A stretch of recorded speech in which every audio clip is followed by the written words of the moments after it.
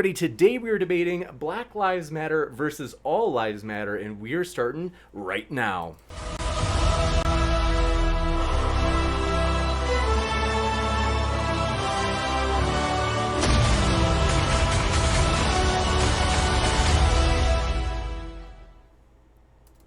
Ladies and gentlemen, thrilled to have you here for another epic debate. Welcome to Modern Day Debate. I'm your host, James Kunz, and we are a non-partisan channel focusing on hosting debates in the fairest way possible so everybody has their fair shot to make their case on an equal playing field. We're very excited to let you know as well that all three of our guests are linked in the description, so that way if you're listening and you're like, I like that, you can hear plenty more from Tom, Jake, and our guest moderator, Ruby, who I will be handing it over to in just a second.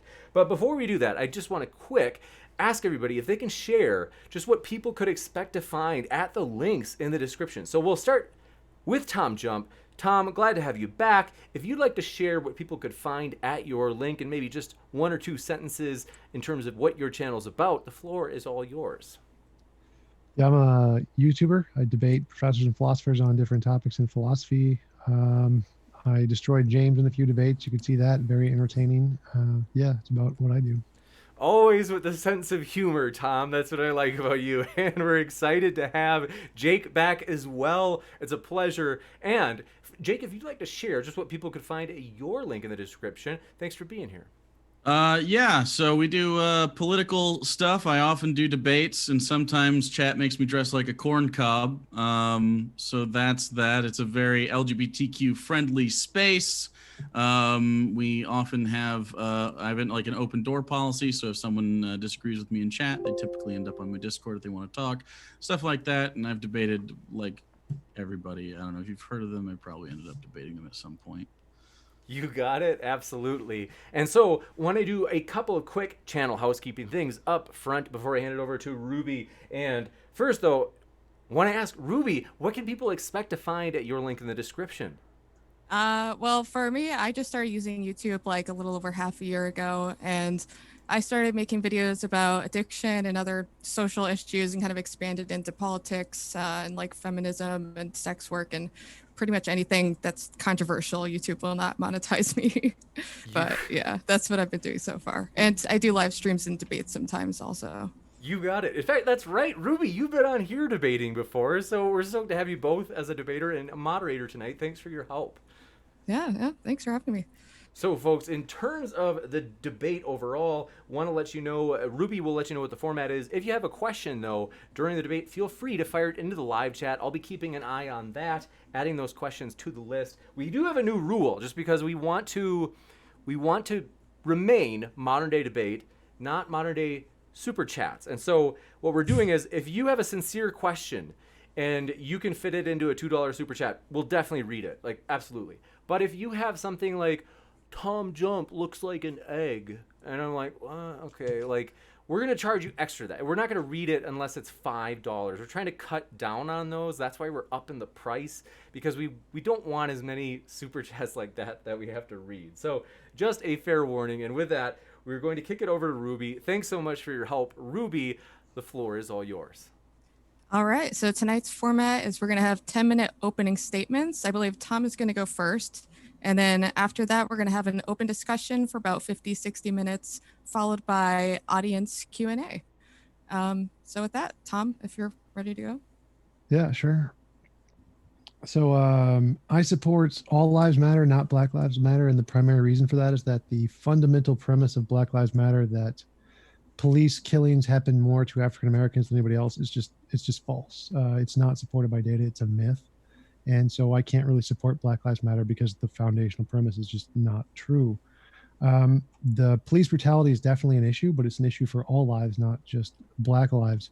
To demonstrate this, I can just take all of the cases from 2015, chosen at random. There's Timothy Smith was killed by a police officer who was mistakenly thought he was reaching into his waistband to grab a gun. The shooting was real justified. William Lemon was killed after he allegedly failed to show his hands upon request. The shooting was real justified. Ryan Bollinger was shot dead by a cop who said he was moving strangely and walking toward her the shooting was ruled justified. Derek Cruz was shot in the face moments after he opened the door for police officers serving a warrant for drug arrest. Cops recovered marijuana from his house. The shooting was ruled justified. Daniel Elrod robbed a dollar store and when confronted by police, allegedly failed to raise his hands upon request. Through his window, who witnesses of the event insist otherwise, he was shot dead and no criminal charges were filed. Ralph Willis was shot dead when officers mistakenly thought he was reaching for a gun. David Kasich was shot twice in the back by a police officer while lying face down on the ground. A 6-year-old Jeremy Mardis was killed by a police officer while sitting in the passenger seat of a car. The officer's intended target was his father, who was sitting in the driver's seat with his hands raised out the window. Autumn Steele was shot dead when a police officer, startled by her German Shepherd, immediately fired his weapon at the animal, catching her in the crossfire. For brevity's sake, I'll stop there, but the list goes on. For every black person killed by the police, there's at least one, usually two white people killed in the exact same way. For example, the day before, cops barged into the home of Breonna Taylor and killed her. The cops barged into the home of a white man named Duncan Lemp and killed him and wounded his girlfriend who was sleeping beside him. Even George Floyd, whose death was particularly brutal, has a white counterpart in Tony Timpa, who was killed by cops in 2016 in Dallas, with a police officer who had his knee pinned on his back for 12 minutes instead of 8. The video, you can hear the killer Timpa whimpering that and begging that he can't breathe and that he should be let out. And after his death, the cops began cracking jokes about telling him to wake up for school. Criminal charges initially brought against them were later dropped. Let me pause there for a moment and just linger on that point. I really encourage you to watch the video of Tony Timpa being killed. Just to search it on YouTube. It should be the first thing that pops up. And observe what you feel when you watch that video. Do you get that same surge of emotion as you do when you watch George Floyd being killed by Derek Chauvin? And if not, I want you to consider maybe there is some racism, but it's not with the cops. It might be with you. I think at a gut level, it's hard for most people to see the same level of outrage when cops kill a white person than a black person, because it's just the victim narrative kind of a thing seems to portray African Americans as more worthy of victimhood than other races, when in fact the same problems exist for everyone. And so it's really more of an all lives matter issue than and skin color just shouldn't really come into it. It should be Black Lives Matter should have been a movement about police violence for everyone, not just for Black lives. It doesn't really make sense to try and focus on a Black lives issue when it really doesn't disproportionately affect Black lives. I mean, you might agree that people killed plenty of unarmed, or police killed plenty of white unarmed people too, but maybe it's that they kill more unarmed Black people, like disproportionately, though it's significantly more, but that's where the data comes in. It's misleading to claim there's some kind of racial bias here, because even though 37% of police deaths are African Americans, 37% of violent crime is also African American. So the amount of deaths is proportional, and there's been 4 studies that have found this to be the case, that there isn't a racial bias among deaths by police. So it is disproportional in the fact that African Americans only represent 13% of the population, but it is exactly proportional to the amount of violent crime. There is a disproportion in the amount of violence that police do on African Americans, is about 20%, but there's also a disproportional rate of killing or shooting of white people, which is, I don't think, closer to 20% also. So there is some disparity there, but it's not really that big of a deal when you compare that one is beating them and the other one is shooting them. It's kind of, I don't know which one of those you would prefer. So this shouldn't be a Black Lives Matter issue. Why is this movement not about police brutality? Why isn't it about all lives? Why isn't it about what is the point of portraying this false narrative that it creates, that this dissemination that African Americans are disproportionately affected by violent shootings of police? If it wasn't for this false dissemination, the social relations between Black and white people would be less tense. Trust in police would be higher. Businesses across the nation might not have been spared, or might have been spared the looting and destruction. I mean, there are a lot of problems that this narrative has caused, and it's completely a myth. So I can't support that movement for that reason. I mean, the solution is that millions of Americans on the left need to realize that deadly police shootings happen to Black people and white people alike. And as long as the critical mass race issue, they see this as a race issue, every video of a Black person being killed is yet another injustice in a long chain dating back to the hundreds of years ago in slavery. I mean, what should be done is that it's true that the police violence is an issue. I absolutely agree. It totally is. But the focus of Black Lives Matter shouldn't be police violence or police killings. There are lots of actual real race issues that Black Lives Matter should be focusing on, like education system or the corruption in politics or common sense gun laws or voting rights and criminal justice reform. Those things are actually listed in the Black Lives Matter manifesto, but they're given a back seat to this myth that African Americans are shot more than white people or at a disproportionate rate or something. So that's the main reason I can't support Black Lives Matter. Another is the fact they don't propose any new ideas to solving these problems. They're just parroting the same other ideas that have been presented before, but they don't really do anything to create a change in politics. Like even there's been a few major changes that have been caused due to them, like in the Minneapolis and a few other states have decided to change funding for the cops. And there was one really interesting thing they did, which was they got like $30 million removed from funding for private prisons, which was really great. That's the greatest success I think they've had. And they've also had an increase in body cams, third-party complaint reviews. They were talking more about qualified immunity and getting rid of those. Those are all good things that they've done, increases in body cams. But overall, with the $100 million or so that they've raised and the thousands of protests that they've accumulated, they haven't really had that much of an impact, and they haven't really been putting their money where their mouth is to actually like improve communities or to build schools. Or even I would think they should be using it on lobbying, because we know the NRA and other big government organizations can lobby and make change effectively, make political change. So if Black Lives Matter was really serious about changing policy, that would be the way to spend their money. And so for these reasons, I can't really support Black Lives Matter, because it's founded on a myth. They don't have a good policy ideas. They don't really use their money well to make change in the world. It's just not really a useful organization from my perspective, and that's why I don't support Black Lives Matter. All right. Well, thank you, Tom. Jake, you can go ahead. Sure. Totally unaware that you wanted to do 10-minute intros. I usually just do conversations, but that's fine.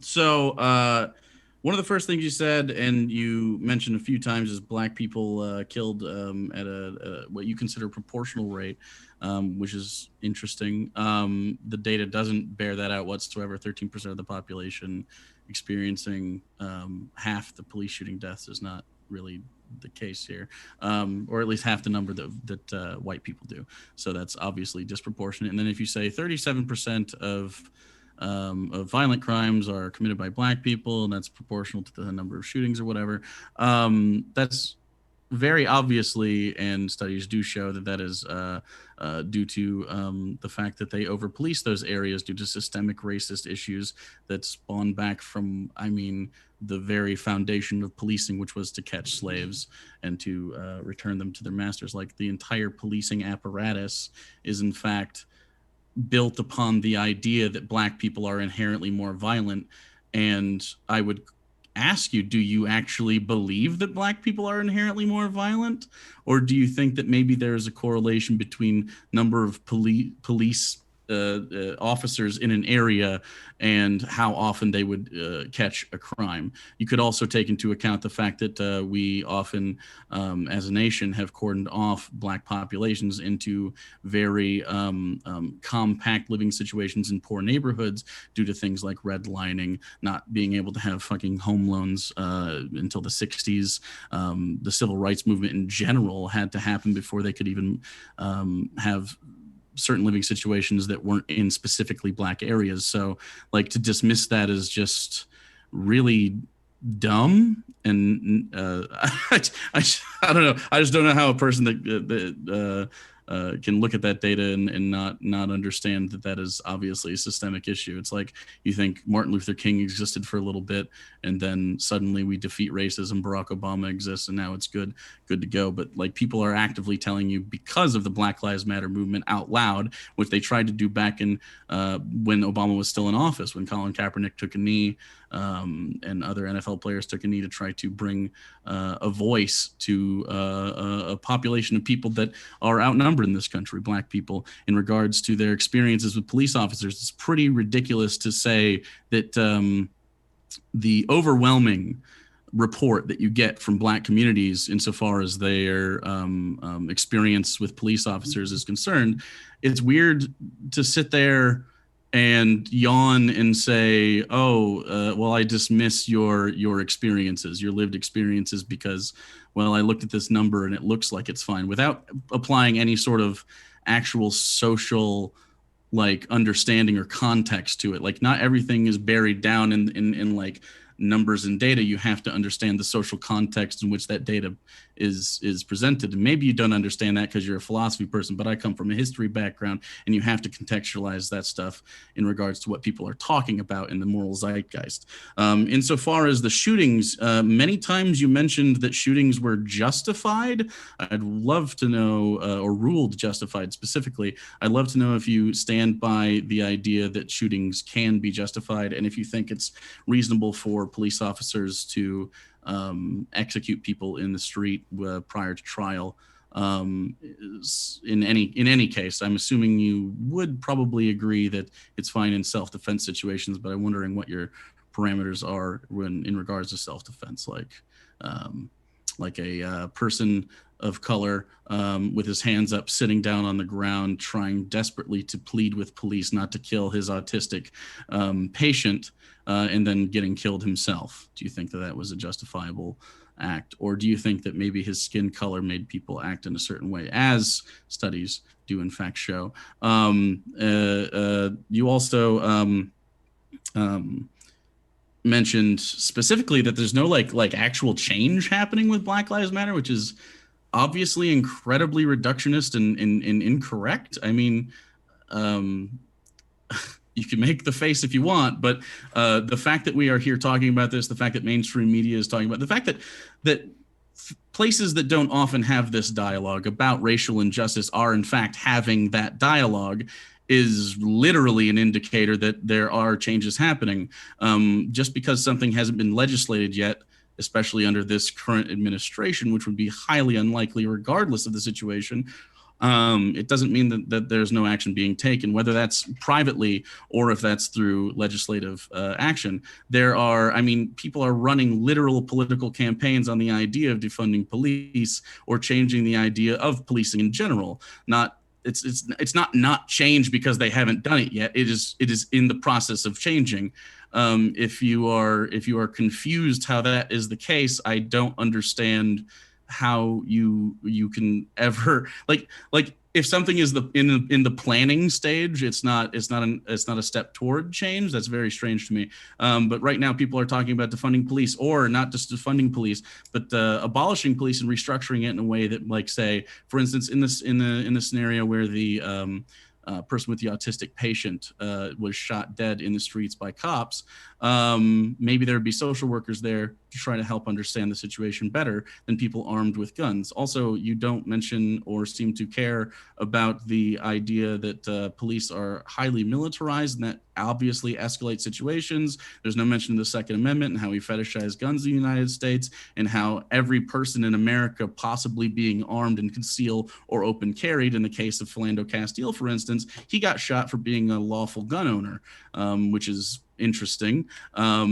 and shows again a bias towards skin color in regards to that, where recently we just had the Kenosha shooter who actively killed two people, whether that was in defense or not. He was holding a live weapon. He had just fired it and discharged it, killing people, was able to walk toward police, not listening to their commands, and he wasn't shot dead in the street because they didn't think he was as much of a threat as someone that was, I don't know, hanging out next to his kids in a car trying to break up a fight, being shot in the back several times. There's a lot of post hoc reaction when it comes to this kind of thing, where you go, yes, but look, this person had a criminal record, which you can't know at the time, so it doesn't really explain the reactions when the thing happens. Like, when a shooting occurs, they don't necessarily know what the hell is going on in these situations, much in the way that people justify the Kenosha shooter's terrorist actions in regards to him killing a couple people, and one of whom I believe was like a pedophile or something like that, or sex feed. I don't know. I don't really think we should be killing people regardless of the crimes they've committed in the streets, unless it's, again, a self-defense act. And maybe it was in that scenario. Who knows? As far as other acts that are being taken place, all NBA players have been really taking a lot of action here, specifically spearheaded by LeBron James, who is donating millions of dollars towards voting reform. He is also in his own communities in the Cleveland area, open schools. He has promised Black children the ability to due to the fact that a lot of the neighborhoods are impoverished due to how we pay for schools via property taxes, and not really a way out. He has built schools in his area. He has recently, along with other NBA players, signed a petition and have pledged money, actual physical money, towards expanding voting in every area around. Every NBA arena is going to be a voting location for this next election. There is obvious change happening. I mean, even the fact that you have Kamala Harris, who is a cop and is for the heavy incarceration of Black Americans, and not just Black Americans, just everybody. She just wants to put people away in prison. Her very famous speech on that, where don't build schools, build prisons. Even the fact that they get to push her left on this issue, even if it is pandering, is important. These are important things that we are discussing. As far as public support, overwhelmingly people support Black Lives Matter. It's at least 25 points up from the disapproval ratings.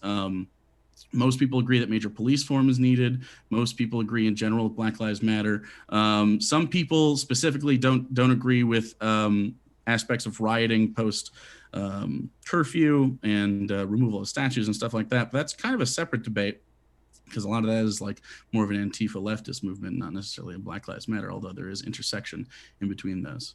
I don't know how long I've been talking. Is that enough? Are we good? Yeah. If you guys are ready, we can go into just the open discussion. Okay. Yeah. First thing, I mean, like pretty much everything you said I didn't mention are literally things I mentioned. Like the gun laws, I literally mentioned that one of the good things Black Lives Matter is advocating for is common sense gun laws.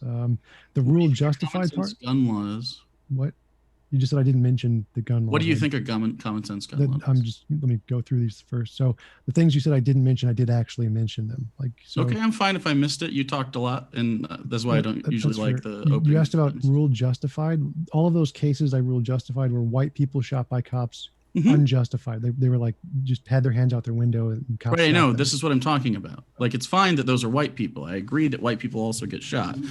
But do you think that there are situations where cops are justified? Like how on board with self-defense would probably be justified. But so what you mentioned after that was, you said, this is a clear example of like the guy trying to prevent the cops from shooting his mentally handicapped friend. He said, this is a clear example of racial bias. And I'm like, well, no, it's not, because like the same thing happens to white people too, at a higher rate. It has, if you take out per capita, of course it happens at a higher rate, but obviously as smart individuals, you and I, we would never do such a thing. We would never just look at the data and go, the number of people that are white are higher than the number of people that are Black that are killed. You'd have to look at proportional data. And of course, per capita, Black people are killed at a much higher rate.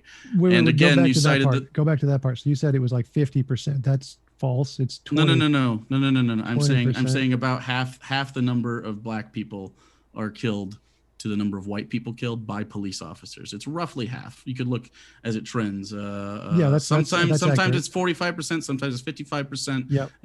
It goes around. That's what I meant with that 50. Okay. 50%. So yeah, it's not half of all. It's just half compared to white people. That's fine, yes. But that's still proportional to the amount of violent crime. So I don't see why that's. It's not proportional to the amount of violent crime. It's proportional to the amount of violent crime that police interact with. No, I'm just going off of the violent crime stats based on race. Yes, because that's the amount of violent crime that people interact with, right? If you're not interacting with violent crime because you're not policing white areas as much as you police Black areas, obviously you're going to find more crime in Black areas. Do you agree? Are you saying there's like some kind of epidemic of violent crime that's not solved in white neighborhoods or something? Like, I don't understand your argument there. Epidemic? Like you're saying? No, not necessarily. What? Because you're discounting the reasons that crime would occur in the first place, right? Because it sounds like to me. Do you think that? I don't care about the reasons why. I'm just saying the reasons why are the whole reason. No. The reasons why are the only. At all to my position. So my position didn't mention the reasons why yet. The reasons why are core to my position. So you're going to have to listen to them. Sorry, bud. So just let me go over my position and you can say yours. So my position is here's the amount of violent crime, which is 37% for African Americans, and the amount of African Americans shot by police is 37%. So that's so let's stay on this right here. Okay. So do you know what the reasons of crime are? There's lots of reasons of crime. Yes. Okay. Yeah. And so do you think that the reasons, the instigators of crime causing parameters in human experience, do you think that black people experience those at higher rates or lower rates than white people? What? Okay. So do you think that crime causing instigators are experienced more often by black people or white people?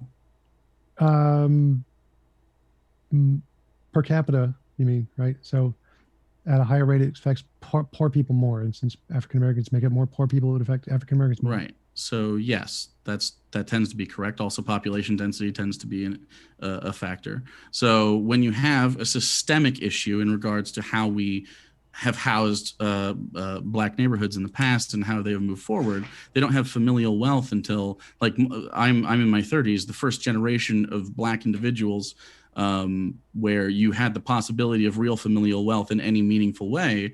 They are my age, right? So most people come from poor backgrounds if they happen to be specifically African American in the United States. Do you agree?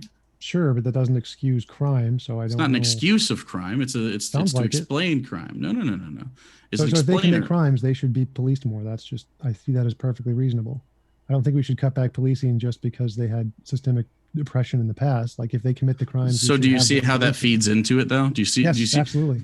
Okay, so you openly admit that we over police these, or you think we accurately police these neighborhoods because there is violent crime, and then it furthers the cycle of the oppression. Right. So if someone gets arrested for a crime and they're put in jail and they have a felony, then they can't get a job, and so they're more likely to go to crime. Absolutely. Okay, but you're what was there a problem with that? Yes, there's a problem with that, because it seems to me that you don't understand that is like literally the catalyst for causing the crime in the first place. What? So if they don't, if they're not a felon, and then they do a crime and they get arrested and they become a felon. Right, but sometimes like a felony is something like a drug offense, right? So like the drug war is there's totally, particularly pointed. Absolutely. The war on drugs is horribly immoral. So your solution to that is to continue to do the thing. You just said.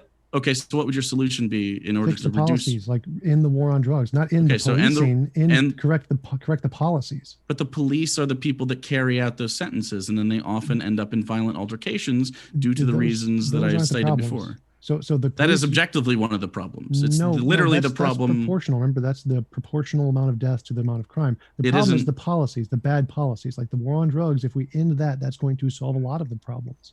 And so we should end the policies in Washington. Yes, ending the police who support the policies isn't the problem. The problem is the policies, not the police. It literally is the problem, and they're telling you it's the problem, and it bears out. What? It what? You said it is the problem? Like the policies are the problem. The police specifically carrying out other policies are the problem. So the policies don't exist in a vacuum, right? You have to have someone to carry out these bad policies. So if you fix the policies, they can't carry them out if the policies are gone. It seems as though they can carry them out, because there are a lot of unjustified killings, and you agree, whether it's white people or black people, that they deem are justified, that have no repercussion to the police at all. So you seem to think that on one hand, it's justified that they police these policies in a way that actively harms black people, and you agree. And on the other hand, you say they have obviously unjustified killings but face no repercussions, and you think that's a policy issue and not a police issue. And it's very strange to me that you don't think that that's obviously a policing issue when they are the police and the way it's organized. I totally agree there are police issues, but the police issues are an all lives matter thing. This doesn't disproportionately affect African Americans, like I said earlier. It does disproportionately affect proportional to the crime. So the amount of cops here commit murder illegally, proportional to the amount of crime there, and the amount of cops here commit murder illegally, proportional to the amount of crime there. There isn't like a racial divide there. It's just the amount of crime divide there. And the issue is the policies. If we fix the policies, like more body cams, like something else I mentioned that Black Lives Matter is advocating for, getting rid of the qualified immunity, that would also be a good thing. That's something that Black Lives Matter is advocating for. There's lots of good policy changes we need to stop the police, but just stopping the police isn't the issue. It's the policies.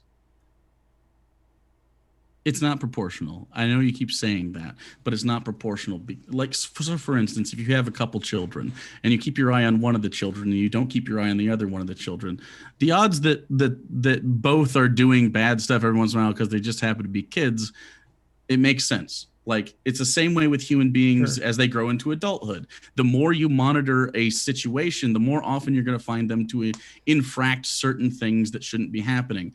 Now, again, specifically in regards to the drug war, in regards to the way that we house Black people in the United States, all of these things systemically head towards making not only crime more likely in impoverished areas and in high population density areas, but also catching that crime, and also making policies that make you a criminal even if you're not doing anything necessarily unethical. And then you add into the idea that police have this carte blanche thing. It does obviously affect Black people at a disproportionate level, not just because you say, oh, they commit 30% or 37% of violent crime. That's not necessarily what we have to look at. We have to look at more than just that. You have to contextualize it, because they only catch 37%, or they only catch that rate of crime because they are there that much. And I know that you rebutted earlier with, well, is there an epidemic of white crime like that? The difference is the use of lethal force proportionate when they see that, because 37% of all violent crime being Black people is not all of the crime. And if you say, so what's the proportion of white crime that is violent? What's the percentage of so how much? 37% minus 100? So white people do all the other violent crime? I'm actually lumping in African Americans and Hispanics together. It's all the other violent crime is mostly white people. Okay, so you lumped in Hispanics as well, which is weird. Minorities, it's just the stats. So yeah, so okay. The amount of white people killed by cops who are usually innocent is proportional. Okay, so it's not proportional. It's not proportional. It is. So because the amount of violent crime they do is the amount of times interaction that they have with the police that lead to be murders. Yes. So do you have the actual statistics of how many violent crimes Black people commit?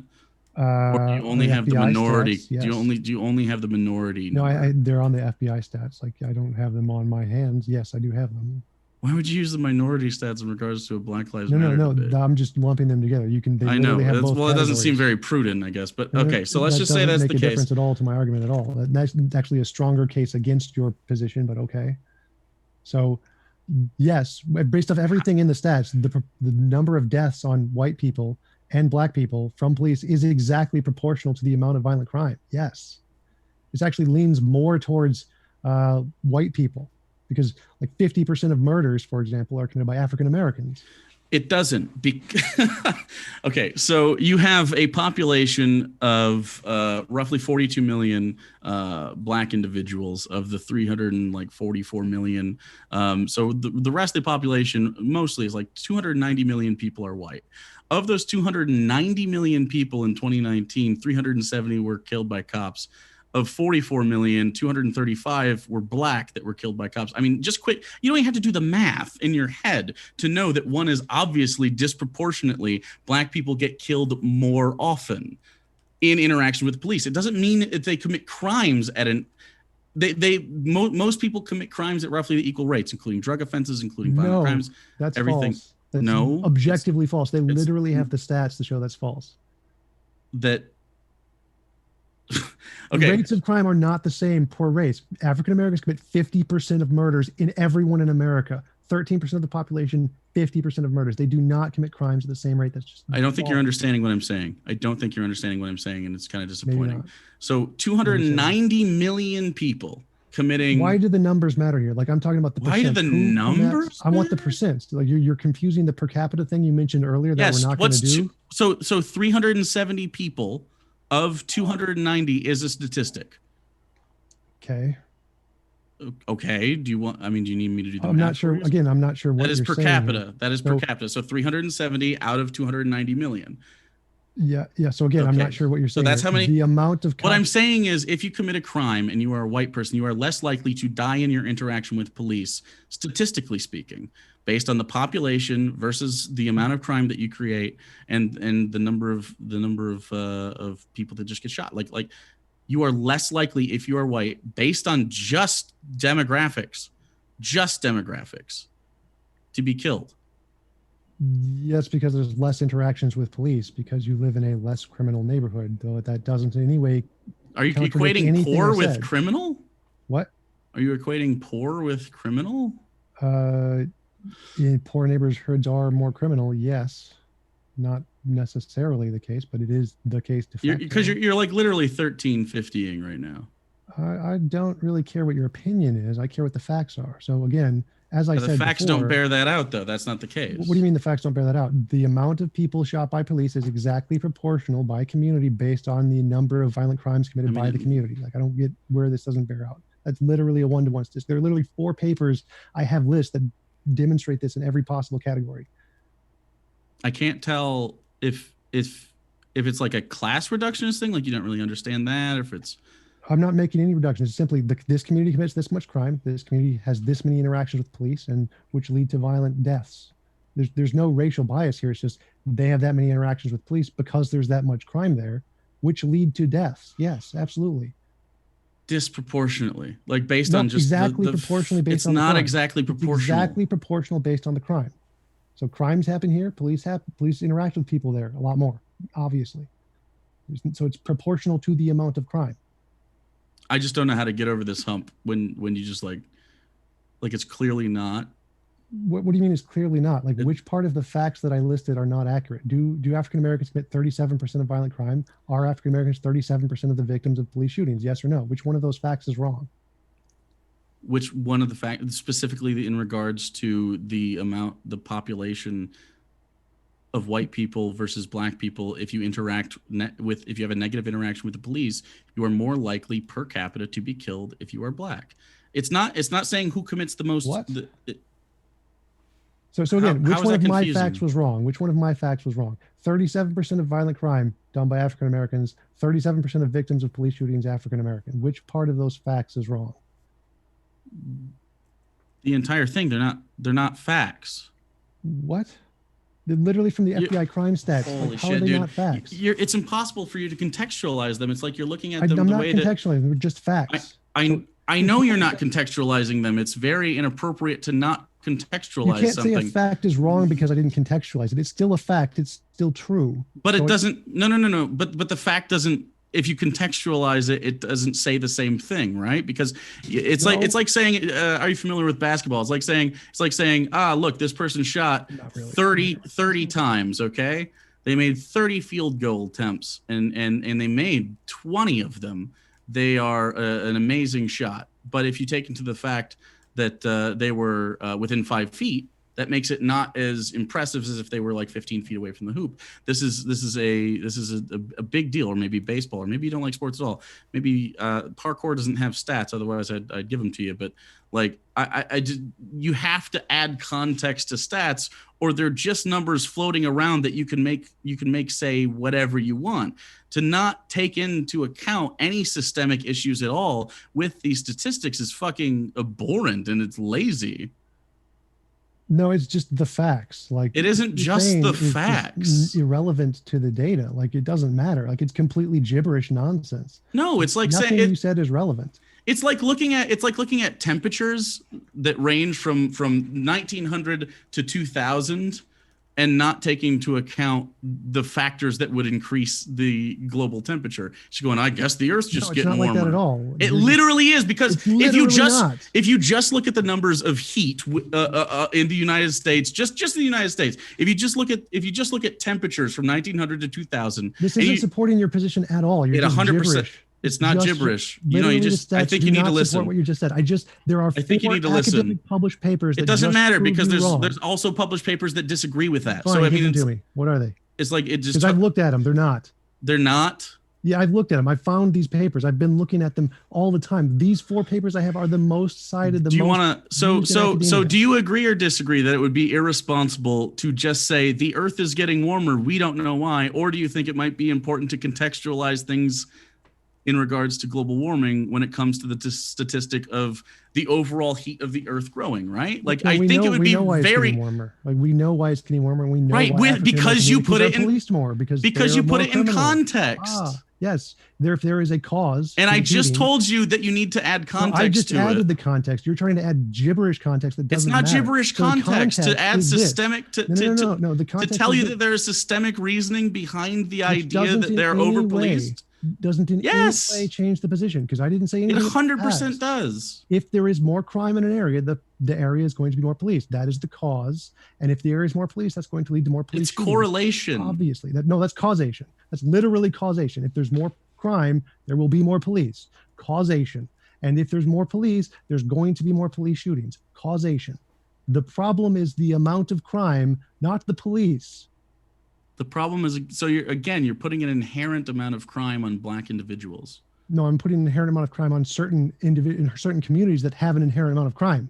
Okay, so what is this amount of crime in this community, which is a measurable thing. And again, it's a systemic cause. Do you agree? Yes, there are lots of causes that we need to address, which is not the police. And that is what Black Lives Matter is approaching, and that's why it's important. That's why it's not an all lives matter situation. You just agreed with me. No, it is an all lives matter because it does affect all lives. It is, and I said before that there are Black Lives Matter doesn't discount all lives, for the record. What Black Lives Matter does is it says, please shine a spotlight on this aspect of pain that a specific minority group in the United States is experiencing. I'm sure you've heard it before, but it's like saying, my hand is bleeding. You go, I don't know, all limbs matter, but the bleeding in the hand has to be addressed, or you just bleed out. You need to make sure that you address this point. Yes, we agree. You also need your left hand if your right hand is bleeding. No one disagrees that wasn't with any that. part of my objection. One thing I'm going to do is, just because we are at a fiery point, I'm going to go in 2-minute intervals. So we do this once in a while.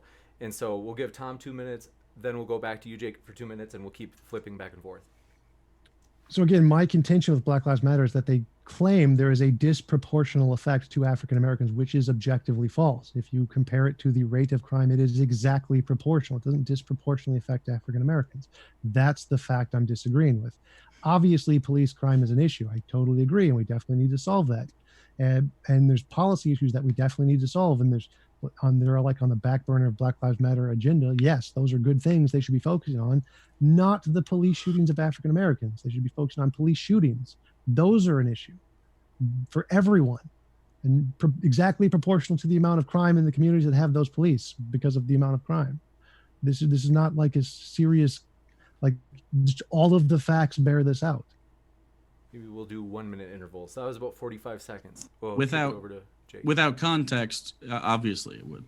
But you seem to not understand the cascade effect of the idea that if you over-police a situation, like if you over-police Black communities that are already systemically caused to be poor, then you're going to find minor infractions. People are going to end up with speeding tickets. They're going to end up not being able to afford certain things. They're going to have to turn to crime to afford the fact that they are being policed more often. This is just like literally every Black experience in America has someone, if they don't experience it themselves, they know somebody that has experienced this, where the systemic oppression of police officers being in their area and focusing on them specifically due to their skin color and the neighborhood they live in.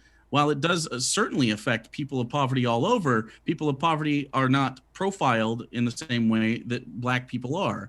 It cascades because you have people that get put away for minor offenses. Now they can't get a job, or now they're making less money for their family. They already don't have familial wealth. They don't have a system that can back them up. We don't have any social safety nets to help these people. It would, of course, make more crime. And then when you add more police to more crime, it doesn't help. It obviously isn't the answer to it. More policing is not the answer. The answer is to address specifically poverty, voting rights, housing, healthcare, job creation, all of these things that Black Lives Matter actively advocates for out loud all the time. But you seem to be dismissing these things because you saw a statistic on FBI. It sounded like a coherent thing. It seems very reasonable to think that way, but you totally rip away any of the context that's necessary to even parse that data. It doesn't make any sense at all. It'd be like looking at exit polls and not really reading their nuanced opinion of the actual candidate, rather just who they're going to vote for or who they aren't. Like, you need to know more of these things. You need to know things about the policy decisions that someone would like to see out of a candidate, for instance. Like, you need to contextualize these things. The fact that you don't contextualize these things, it's like, it's just straight up ignorance, and it's just playing into the hand of something on the far right that is very harmful to the Black community in general. I gotta give Tom 2 minutes to match it. Go ahead, Tom. So yeah, that's just objectively false. You just have a diluted perception of reality. Like, no, the context is the amount of crime. The amount of police is directly proportional to the amount of crime. Does that lead to a negative reinforcement cycle? Absolutely. But the solution isn't stop the police, it's stop the crime, which of course isn't going to be stopped by more police. I agree with you there. The solution is fix the policies. As I mentioned earlier, yes, Black Lives Matter does have a lot of other issues, which are the issues they should be focusing on, not the police brutality. That is my issue, is that they're focusing on this myth of police brutality against African Americans when it's just police brutality proportional to the crime, which happens to everyone all over the place because there are bad policies everywhere.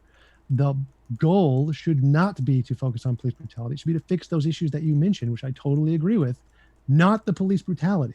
That isn't the issue. The issue is the crime, and to fix the crime, you need to fix the policies.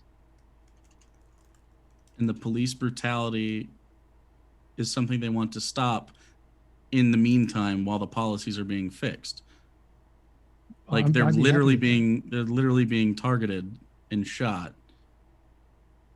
It's not a good thing, and they do it in ways that are abhorrent to like even the most like jaded individuals. Like, you see someone just get shot with their kids in the car. Like, this happens definitely to white people. It doesn't happen as often, but you disagree because you don't know how to parse that statistic at all. You just don't understand it, and that's okay, I guess. But like, there's just no way we're gonna get past that because you don't understand contextualizing things when it regards to statistics because you don't have the background for it, which is fine. Like I can't teach you how to do that during this period of time. Like, I went to school for it, and it's so blatantly obvious. It's strange to even have to describe to you why it's important to contextualize data like that. But you're like, no, I don't need that. I just have the numbers, and it's wild. I don't even, like, it doesn't seem to make any sense at all to keep harping on these 2 points. I'm happy to take questions if we need to, if you need something else from me. But you just like absolutely are not like prepared to add context. We've got a challenge. I wanted to definitely comment on that. So actually, I'm more qualified than you in this. You don't understand how to parse the data. I do, which is why I'm researching the academics in the field who have done so and have parsed the data and have qualified it, that it is really the crime that is the relevant factor here.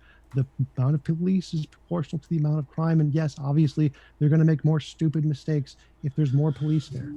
The relevant data of all of the academics in the field who have researched this and have published papers, for the most cited ones, are agreeing with my assessment of the data.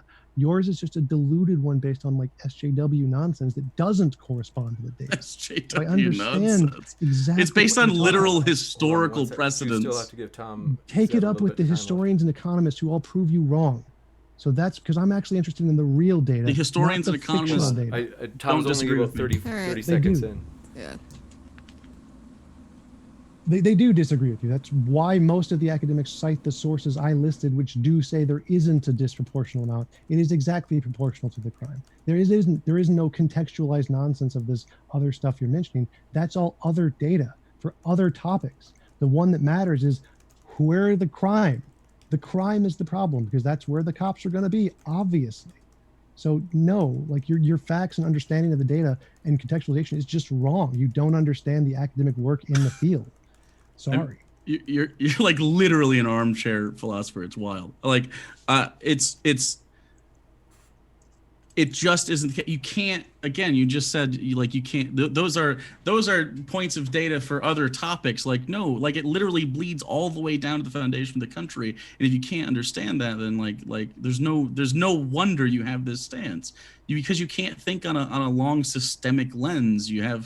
It seems like you're incapable of it because you just say the crime, but like there's causes to that. Like you're forcing individuals into a situation where under capitalism and under systemic oppression, they are forced to take certain actions that you would find to be criminal and you would find to be unethical in your quote stupid decisions. But in their case, it's like having to do things for survival, which doesn't.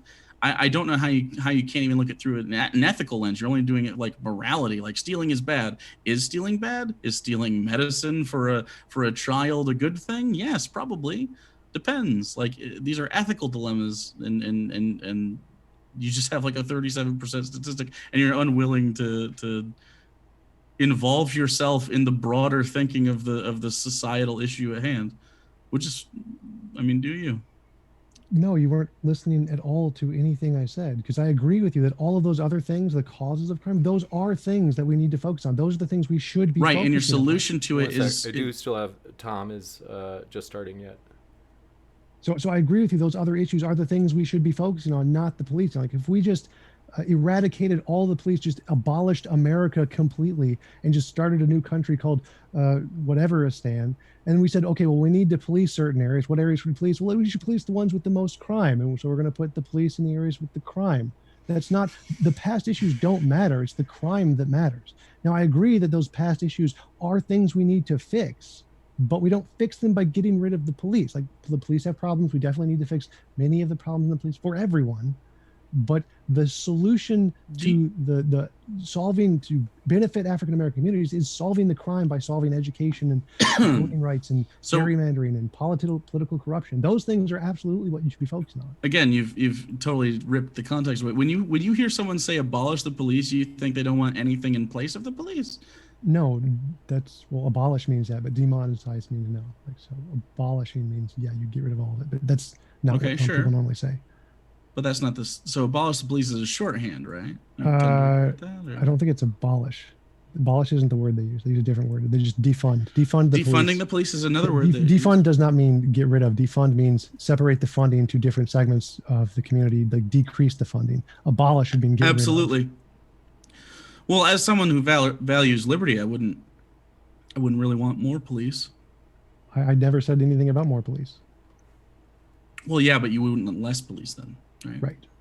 I wouldn't ask for less. You think we're at the exact sweet spot of policing? The amount, I'd say. How do you quantify that? Policies, yeah, I have no idea. How do you quantify the Goldilocks zone of police? Yeah, I have no idea. I was just going with what you said there. So I don't know either. So how can you say that having fewer police would be bad if you don't know what number of police is good? No, I'm saying that's not the solution. The solution is how do you know that's not the solution? Policies, not the number of police. Like why isn't that the solution? Having 10 perfect police who never do anything wrong versus having one police is not going to make a difference. The problem isn't the number of police; it's the bad policies and the bad actions of police. Those are the problems. It's literally the number of police wouldn't make a difference one way or the other if they just did their job right. So the problem is the policies. Right, and in the meantime, they're like, please don't kill us while we do that. Yeah, everyone's like that because they kill everyone exactly proportional to the amount of police that are there. Okay, but black people have been at the hands of it for longer. Even if it's been 1-to-1 for the last, I don't know, however long you think it's been 1-to-1. I mean, it obviously hasn't, but they've been experiencing disproportionate violence from the police since the inception of police. Well, they definitely used to experience more violence from the police, disproportionate. That's for sure. Okay, so when did that stop? Whenever the statistics show, I would have to look at the data to try and figure out when it was proportional. But we can look at the data and show that police brutality has actually been going down since the 1990s. The number of people shot by police has been going down. The number of crimes committed has been going down. Like everything's been balancing out for like the past 30 years. So for 30 years. It's been like moving closer to being balanced for the past 30 years. Like just crime stats in general have been going down for the past 30 years. I don't know at what point it became even, but the crime stats from at least 2015 show it's exactly proportional The amount of people shot by police are exactly proportional to the amount of crimes. Okay. We're just saying the same things over and over. Yeah, pretty much. We have a challenge right now. If there are any What's a other YouTube challenge? creators out there, like Tom, if you could do me a favor and jump into your YouTube studio. Right now, I can't get to the super chats beyond the ones that it shows when you first look at it. So, for example, I go into Is there any? supers. How do we do that? Like, how would we actually see the super chats other than the ones that are just in the chat right now? So you go into your creator studio, you go down to, usually on the left side of the screen, you have tabs, one of them being monetization. You click see all, and then I can't see all. It just comes up as blank. And I'm not sure if it's me or other creators, but I've tried it on both devices, and we have a challenge. So, Yeah, mine show up. let's see. Yeah, I have no idea what's happening, but let me try another browser.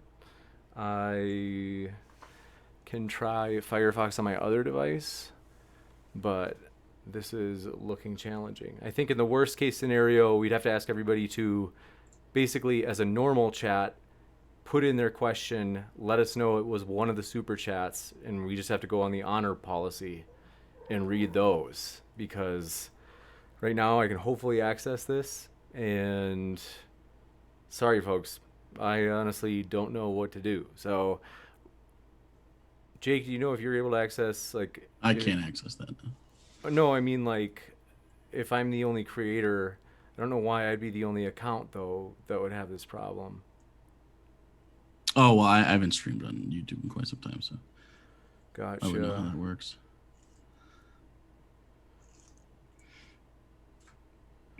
Supers. We can see like the last 5 because it'll always show the most recent. You can start with those, I guess. You're right. We'll have to do that. I can't see all of them though in their entirety. Let me see if I can do this. Has anybody, if there's anybody in the live chat, any community or creators that have had this problem, and knows how to fix it? I have no idea. It's just seems like a weird YouTube thing. But let me see what I can pull up here. You can set it on OBS to like tag all of them for you. So it just saves them in the background later. You can't do it now. You'll have to do it in future, but you can set OBS to save all the super chats for you. We will have to do that in the future because this is just not working. So folks, I hate to ask this. I know it's a pain, but if you guys can, as a normal chat, tag me with @ModernDayDebate and ask your question and just let us know. We have to use the honor system and read through as many as we can. Sorry, folks. I honestly am like totally bummed at YouTube. So just in the chat, let me know. We want to make sure that your super chat, we know that you're actually doing that. Like you're not trying to just throw money out there, and so you want your comment read. And so yeah, just put it as a normal chat. Obviously, it wouldn't make sense. I hope it makes sense that don't do it as a super chat. We can't access those. So just put it as a normal chat and let us know. Let's see. Someone just did a super chat. Should we read that as it goes, or just I guess do the honor policy? If you could read it, and I'll try to troubleshoot over here. Thanks for that. Appreciate it, Ruby. Yeah, no problem. All right, so Clever to Swear donated $10 and says BLM is not just police brutality, let alone one shooting stat. When it comes to non-lethal violence, arrests adjusted for crime rate, amount of severity, and sentencing is disproportionate against Blacks adjusting for crime rate. So I think they're just saying that it's an issue that extends into all different aspects of the criminal justice system. We couldn't even get into sentencing. So, but yes, sentencing is disproportionately misaffects Black individuals. We do have another one. This one, Ophir says, I'm trusting you all. Says, let's see. Yeah, that's more of just a surface level insult. I'm going to skip on that one. We're looking for like legitimate questions. So if it's something like, we get some weird stuff. And so we're looking for like serious questions. If you can do that for us. Didn't you say there were like 5 super chats you could read? I can see like the first half of them, but they like Start run with off those. the screen to the right side. Oh, I gotcha. What I'm going to do is, we do have other ones. And so Ruby, what I'm going to do is call Praise, because he actually has access to the YouTube channel, whether that's smart or not. But if you can read, so for example, one just came in from a person with, I think that's like the Chinese Communist flag. If you're able to see that in chat, and I'm going to call Praise and see if he can access the super chats. All right, I'll read the ones that I see here. All right, Jonathan Depu at Modern Day Debate. Can TJump or Tom give a brief account of policing in the U.S. and how that might impact our present understandings of policing? So that's for you, Tom. Give an account of policing and how that does he mean like the historical disproportional policing against African American communities? That definitely happened. It's definitely a real thing. I mean, I don't dispute any of the racism that has happened, and there's lots of racism that happens today. The issue is like, what should the focus be? And my contention is that the amount of police shootings is not disproportionately affecting African Americans. It's exactly proportional to the crime. So that issue isn't the one Black Lives Matter should be focusing on. They should be focusing on the other things that, like all the things Jake mentioned, like crime, like fixing education, fixing healthcare, fixing the voting rights, fixing corrupt politics. All of those things would be great topics for them to be like their flagship topic. The one their actually flagship topic just isn't factually correct. All of those are topics that Black Lives Matter routinely As I mentioned in talks my about. opening, those are other secondary topics. It's just not their main. I think topic. they're equally as important. I mean, they get talked about just as much in Black spaces. I don't know if you talk to like people involved in Black Lives Matter, but maybe you should. I think you'd be a little illuminated on it. Yeah, I do actually. I'm part of several of the groups here. Well, I mean, I'm glad because they discuss these things all the time, specifically in regards to like cash bail, specifically in regards to like sentencing issues, in regards to targeted policing, all those sorts of things. Yeah, but again, the main issue, like if you just ask any person, what is Black Lives Matter issue? They're going to say police brutality and shooting African Americans. That's the problem I'm having. Like if the other things were the big issues, that'd be great. I'm totally for it.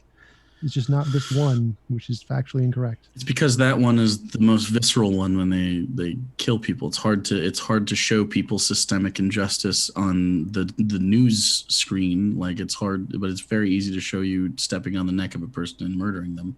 Right, which happens to white people too, as and that gets reported too. But no, all it right, do doesn't. you guys That's want to the move on problem. to the next question? This one's from El Greco, and I'm assuming it's for Jake. It says, "Men are shot by police disproportionately. Does that mean that the police are misandrist?" Does it mean that the police are misandrous? Well, there's obviously a problem. I think if you think you're gonna gotcha me because like you might be an MRA or something, you think I'm like a hardcore feminist or something, it's gonna be weird. But I think men have a bunch of problems that we need to be able to address.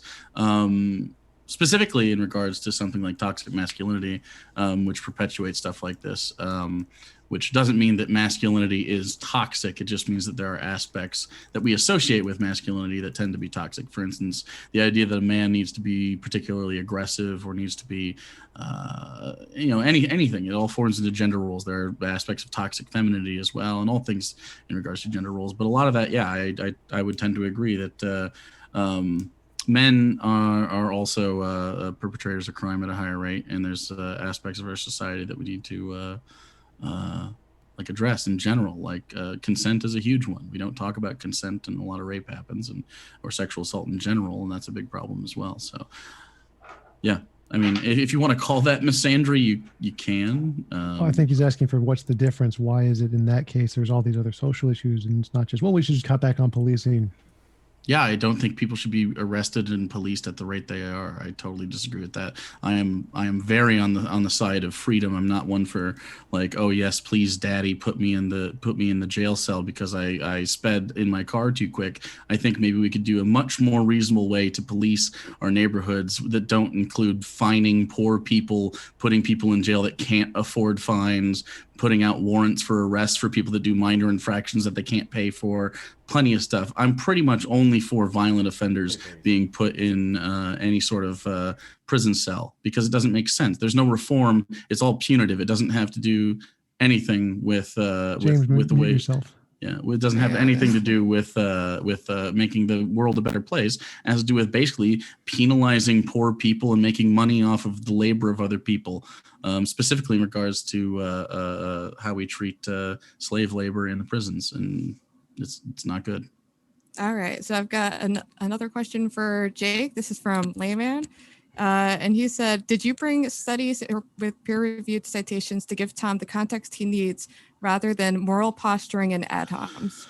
Yeah, I mean, there's plenty of those things, but most people, when you're in debates, you don't want to just like read each other's papers because that's not really what it's about. It's about arguing on behalf of the statistics. But if you are interested in them, I can send them your way.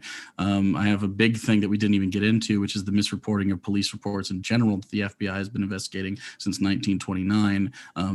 The FBI, in fact, has like totally taken over, for instance, like Chicago's crime statistics in 2013. They dismissed them and had to redo them on behalf of Chicago PD because they just underreport crime and change a lot of parameters. The corruption within police is not like a secret in America. We're all pretty well aware that there's not always the most above board way to determine crime. They have a lot of places. It's how the police departments maintain money is by making sure that they can give tickets out and make sure crime happens. And then again, if you're targeting poor areas like a black community, for instance, you're going to have people that can't afford like $150 ticket and they're going to end up with a warrant and then they're going to end up arrested, and just it feeds into itself yet again. So yeah, if you're interested in any of that stuff, I have plenty of articles. I have some peer-reviewed stuff. I mean, just it's all over the place. Specifically relating to the topic, like, do you have those? Yeah, specifically relating to the topic. It just depends on how important context is to you from a systemic basis. Yeah, if you have papers that show that there is a disproportionate amount of African Americans who are shot compared to whites, yes, I would like to see those. It's not just about okay. All right, do you want to do the next question? Yes, please. This one's for Tom. It's why is it that you ignore the cause of systemic racism and only focus on the FBI stat numbers? Don't you think there's greater cause for those numbers? And this is basically what you guys have been going in circular argument for a while. Yes, there is greater cause in those numbers, but the question is what is the solution? What are we doing to fix the numbers? And the solution isn't cut back on police. The solution is fix the policies, fix the bad things. So that's the focus is my concern. Like I definitely agree police are bad. There are definitely corrupt police all over the place, and they definitely do things to all people. We should fix that for sure. But the focus should be on like fixing the crime, fixing the things that are really destroying everything in society, like the politics. The fixing the police isn't even like in the top 100 of the biggest issues that you should be focusing on. I mean, again, it's just the sexy one that the news talks about because it's easy to show someone getting killed. But I mean, like there's a bunch of discussions within Black Lives Matter, including but not limited to like the 13th Amendment, for instance, which allows slave labor in prisons. Private prisons are a big thing. Cash bail, like I mentioned before. Like Black Lives Matter is literally a movement about systemic racism on a broad scale. It is not limited to the shootings. I don't know why I have to keep repeating that. I understand that it is the sexy topic that is the most visceral. It's the most distinguished. It's easiest to illustrate. You can just show a dead black person being shot, and it's just another one of the facets of living a black life in America. It's part of the lived experience, and I mean, it's weird to me that like I guess you're so fixated on that specific thing because that's not what the debate is. The debate is all lives versus Black lives, not do like the specificity of like shooting deaths. That's one aspect of the BLM movement that you are very fixated on, and it doesn't seem. I did productive. mention all of those things in my opening. Here are the good. I'm things. aware, but every time I bring them up, you're like, I literally just, you ask for papers, and I'm like, I have a lot of systemic papers that would back up everything I said, and then you go, yeah, but what about the people that get shot? Like, you just keep going back to it. I agree with a lot of the things Black Lives Matter does do. I don't disagree with them on everything. So bringing up the topics I agree with them on is doesn't interest me. Like I agree with you. So what about the thing I don't agree with you on? That's the important one. All right. So General Balzac says, what is Jake's historical knowledge? What books and papers have you read to inform your worldview? I mean, I have a degree in history. Do you want more? I don't. What specific books have you read? I don't know. Fire and a Canebrake by Laura Wexler. There's a good starting point as far as voter suppression is involved with systemic issues in regards to Black individuals having the legal right to vote. But obviously, if you have white people that are stopping you from doing so, well, that's not going to happen, is it? You're not going to be able to vote. It's active voter suppression, not sanctioned by laws, not anything like that. But you can't. Just because the civil rights movement happened doesn't mean we beat racism. It seems very, very idiotic to do. And there's like Black Wall Street is a thing that's gotten some mainstream popularity recently, but look up North Carolina and how that community had to deal with a few very similar actions. Look up Detroit race riots. Go ahead and do that. Like there's so many aspects of this country that are rooted deeply within racism, and if it makes you uncomfortable as a white person, okay, that's what you can do. Or you could just read about it and understand and take people at their word. Like, here are my experiences. These are my bad experiences. Isn't it interesting that being Black in America makes you subject to negative experiences for an immutable aspect of yourself? It's the same thing as not understanding that you're privileged to have been born in America rather than somewhere that's incredibly poor, I don't know, a very urban set of India or something, where you have to scrounge for food and stuff. It's just basic stuff that I don't know, maybe you need to go to school for, or just I think the internet is free. You can hop on some McDonald's Wi-Fi and go on Wikipedia and learn a bunch. So I strongly suggest if you are made uncomfortable or if your initial reaction is I'm not racist, I think maybe just try to learn and try to listen to people. It's a much better situation. And if you still disagree, you can happily jump on over to my chat and I'll explain to you why you're wrong. All right, so we've got James Librato just donated $20. Thank you, James. He said, Jake, what do you make of the Marxist motives of BLM and Antifa? That ideology has historically never ended in the proposed outcome of equity and happiness. It's just created a new bourgeoisie. Well, I mean, there are some people that are absolutely Marxists within any left-wing movement, most likely. I wouldn't say that Black Lives Matter is explicitly a Marxist movement, as many people that are members of it don't consider themselves communists and more likely probably sock dems. You probably consider me a Marxist or a Marxian, whatever the hell that word was. Some sort of, I don't know, weird boogeyman word that you have for people that aren't super big fans of capitalism.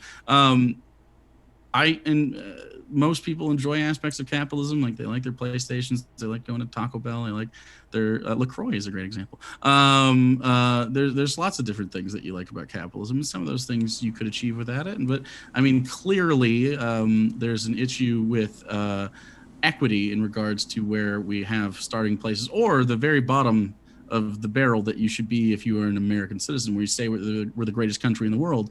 Yet we have the highest incarceration rates. We have ridiculous amounts of debt, whether it's student debt, medical debt, or otherwise. We have homelessness at rampant. 1 in 5 or 6 children have issues with hunger in America. That doesn't sound like the greatest country in the world. The greatest country in the world should provide things like healthcare for all citizens, because you're only as healthy as your least healthy individual. When you're all in the same border together, you should make sure you provide basic shelter for people, food, water access. You should make sure that we provide education for people so that we have an upward mobility. You can defeat poverty very quickly by making sure that you have a very bare minimum, like your bottom of the barrel is going to be at least taken care of as well as a prisoner in a prison, but with the added benefit of their freedom and them being able to go and do whatever they want. I can't imagine being against those things. It doesn't make a lot of sense. So if you couldn't consider that Marxist, I think you have a dog shit idea of what Marxism actually is. And maybe you should read the Bread Book or something, which is not a thing that I necessarily totally agree with. Like I'm not a communist personally, but like if you think that's Marxism, I just think you're probably big dum dum. All right, well, we got some new super chats in. We've got Gabrielle K says, scenario 1, drugged up guy gets shot by the police. 2 drugged up guy shoot up family of 5. Is the police good or bad here? Address the real issue, please. I'm not drugged sure. up. I think from a libertarian standpoint, I think drugs should be legalized. And I think if you're scared of drugs, you're a weak-minded piss baby. Already? Not very helpful, but that's like a. I mean, if you're just dealing in hypotheticals, I mean, how do you feel about 65% of police being abusers, which is a real statistic? That is a thing. 65% of police do, in fact, commit abuse in their households. So, I mean, like, oh, are they good bad guys or bad guys? I don't know, man. All right, so we've got another $5 super chat from Seth Benedetti, and it's for not Jake, so I'm assuming that's for Tom. The uniformed officers who can kill basically with judicial immunity shouldn't be a priority. What's scarier than a criminal with a badge? Yeah, I definitely think qualified immunity is a bad thing, and we should probably get rid of it. Definitely. I don't see any issue there. Okie dokie. All right, now Stuart. Oh, did you want to say? Oh no, go ahead. That's actually one I'm glad you got. Thank you. Oh, okay. Stuart, hi Stuart. Tom, it sounds like you came for a police shooting debate, not an all lives matter versus Black Lives Matter debate. Police brutality includes unfair arrests, and it seems to agree Black people face discrimination beyond shooting. Yeah, Black people definitely face discrimination in lots of ways. That's my issue, is that why is this one the one they're focusing on when it's not actually one of those examples? So there are lots of actual issues that African Americans face that Black Lives Matter should be focusing on. This one isn't one of them. So that's my issue. Next, we do have one or two other, just in case you had, I'm not sure which ones you for sure got, Ruby, but yeah, I got a hold of Praise. He said he had the same problem when accessing the account. But Johnny V, thanks for your question to Jake, said, when will the Quran Reloaded return? Probably not ever. It's terribly demonetized. Yeah. Gotcha. All right. YouTube doesn't like that shit. It's a lot of work. Quran is still not a good book. Here's the Bible. I think you probably, Ruby, in case you got any of these questions, let me know. I've been trying to keep track of new ones coming in as well. There was one from El Greco. Did you get that one about men or shot? Yeah, I got that one, but I think he might have asked a second question that I missed. So if he pops up again, I would read the second one. This is the one asking if police are misandrist. Yeah, we already did that one. Yeah. Thanks, guys. Sorry about that. And religion is BS. Thank you for your question. Said, I think you haven't gotten this one, have you? They said, only debate in recent memory where I disagree with TJump. Followed Jake since the Bible Reloaded days. Love you, dude. Keep doing you. You have a fan out there, Jake. I appreciate the simping, but that is not a question. Next up, let's see. Reaction to his... Yeah, I'm so sorry, folks. What we've also done before in the past is sometimes when a guest had to leave or something, we've just kind of paid your super chat forward. And so let us know in a future stream like, hey, you didn't read it, and we'll count a normal chat. We'll read it at the top of the list, because I'm really sorry, guys. Unless there are any other new questions, we might wrap up. So thank you so much to our guests. I want to say TJump, Jake, and Ruby are all linked in the description, folks. So if you'd like to hear more, you can hear plenty more from all three of them. And so one last final thanks. We really do appreciate you being here with us, Tom, Jake, for your debating, especially being in the hot seat. Thanks so much. Thanks for having us. Yep. And then we had another question. Let's see. Gabriel K. This one I think is maybe a challenge to Jake. Said, I support BLM as long as it's about progress in policies helping all, in all caps, instead of burning down property.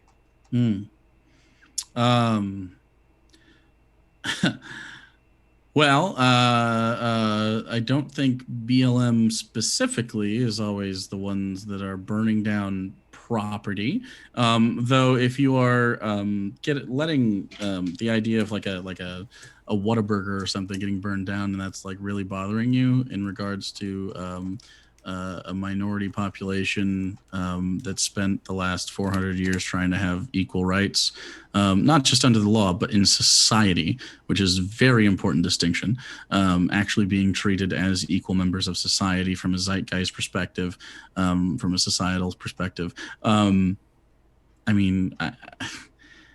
It's always go ahead and protest, but not like this. I mean, it seems very privileged. It's like, what do you expect at a certain point for people to do?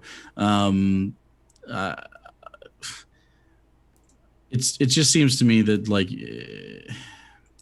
if you're really valuing property and stuff like that more, I think you need to consider why you value it more, and it's probably has to do with, not to sound like a Marxian or whatever the hell that guy said, but I think you need to consider the fact that capital and property is not more important than human happiness or human life or human flourishing. And I totally understand someone in there is probably screaming right now, those are people's livelihoods, and that's totally valid. But a lot of those places have insurance; they can be rebuilt. The people aren't really going to lose that much money, and plus, it's the middle of a fucking pandemic anyway. Small businesses are already suffering because you voted for Donald Trump. So I mean, like, make up your mind. Do you like human prosperity? Do you want like equal rights under the society, or do you just like paying lip service to it so you can feel like you did performative wokeness just enough so that you can go vote for Joe Biden in the election? Like, come on.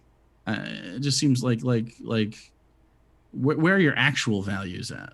Well, I think the concern is more burning down of the black businesses that don't have insurance because they can't afford it. I mean, I agree. Yeah, sometimes that shit's gonna happen, man. Sometimes it's just going to happen. Like the same thing that happened in the LA riots, and that was the same shit that white supremacists did when they were like, they burned down the Korean businesses and stuff. Like, I don't know. It's the same energy. It's not really productive. That's not what it's about. Sometimes shit happens, but I mean, like, these places are targeted already by terrible policies that have already destroyed them. Like, it's just pretty fucking irrelevant. Next, we do have a question from Blue Heron. Do want to read this, as I know that they sent a super chat earlier. I think we missed.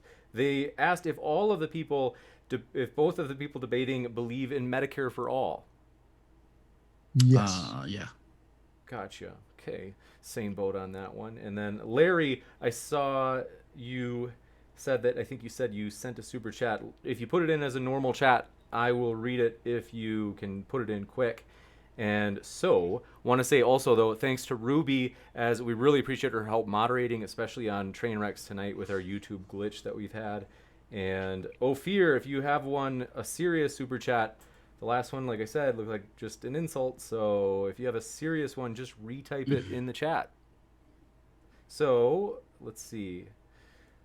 Otherwise, I think that's it. So there's one more here for $10 someone just put in. Did you see that? Is that gotcha. Anyone? You got it. Okay, thanks so much. So Jake, BLM/Antifa are explicitly Marxist/Marxian. Do more research. Standard point epistemology is not a good starting point when it comes to creating policy, obviously, due to the mess of the left at the moment. They're I think definitely that's more of like a statement than a question. Yeah, they're definitely not explicitly Marxist. There are explicitly Marxist individuals that involve themselves in BLM, sure. But like again, it's a lefty movement. It's Marxian. Is that a thing? Like I actually have never heard No. that before. No. I think so. That's I'm fucking. not Is it positive. I don't think so. Marxian. I think it's Yeah, Marxist. I think that And- someone would say like Marxian economics, or I don't know. Maybe it's Marxist. not. It sounds Marxist funny now. economics, maybe. Yeah. I don't, but yeah, no. Antifa, by the way, doesn't have like an official structure. It's just people that identify as anti-fascists and tend to cover their faces and do things. And I don't always agree with like Molotoving stuff, but most of the time that's not what's happening, right? It's most of the time these people are standing in front of black people that are peacefully protesting, and sometimes shit gets weird at night. As far as Marxist, there's not like a Marxist ideal that would cause that, unless you are implying like the part where revolution might need to occur post-socialism, but that's not where we're at right now. So I think you need to read Marxist literature if you want to critique it. I think maybe you just don't really understand what it is. I think you just get like a little spooked when people are like, capitalism has bad stuff in it, and you're like, no, I like it. And it's like maybe consider why you unabashedly like stand for capitalism when it actively hurts people sometimes. Like we've reduced human value down to things like productivity. What? That doesn't sound fucking healthy for anybody.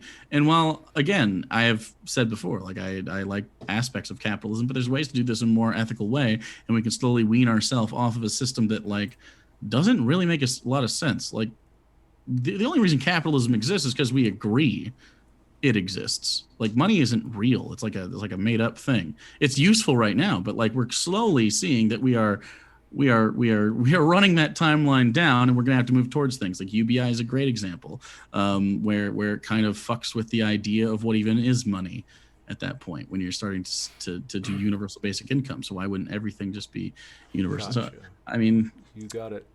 And we do have a question that's maybe both of you could answer. They asked for both. They said, Joe Henthorne, thanks for your question. Joe said, good debate, guys. It seems like you both agree that systemic racism is a thing. Would you agree on a compromised approach between policy and policing?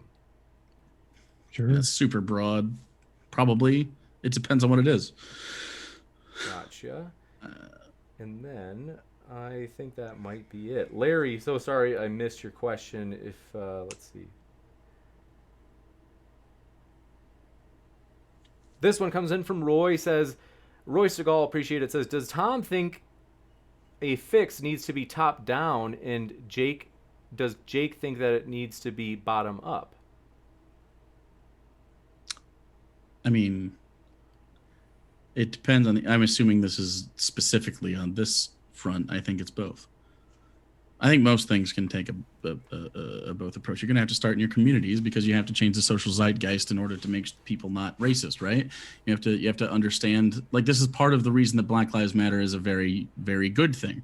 It's bringing the conversation into white suburban homes. It's bringing the conversation into rather privileged spaces where they don't normally talk about that, like sports, for instance, where a lot of right-leaning people go like, it's my escape. But it's built on the back of black athletes for the most part, especially in the United States, with the NFL and NBA being the most popular sports. Like, of course, this is going to affect those communities. So having the conversation occur at the grassroots level, at the individual level, is obviously very important. But you can't change systemic issues without like laws and legislation. But you're not going to get people to vote for people that are doing that without the bottom up. So you need both. But it starts probably bottom up. That's probably the majority, but like any other electoral system, that's just kind of how it works. I don't know if you disagree. Yeah, I'd do the same thing, but I'd apply the same bottom-up standard to essentially the African American community. First thing you need to do is stop committing crimes is probably the biggest thing. Next up, Larry Cloys, thanks for your question, said, TJump, correlation is not causation. We need to look at why those statistics are happening, like over-policing, red line laws, and many others. You're muted. Me? He knows he's muted. Jake's muted. Oh, yeah, I think that was for you, Tom. They're challenging you, Tom. Oh, gotcha. I just saw him talking. I was like, I didn't know if he... So, yeah.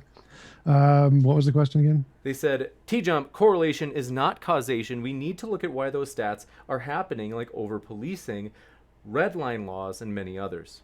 Again, the stats are exactly proportional to the amount of crime, so you can't really call it over policing in those situations if it's exactly proportional to the crime.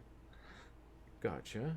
And I think that was it. So I want to say thanks, everybody. Really appreciate it. We know these are controversial topics. Oh, and then Stuart Keating, Ruby, just to be sure that you got theirs, they said, Tom, just to clarify, you think most issues that BLM want to tackle and they list on their website is something you support? Your only problem is just fixating on police shooting? Yeah, that's the biggest one because it's just factually false. I'm sure there are others too I've seen before. I'd have to just go through their list, but that's the biggest issue I have is that one is just factually incorrect.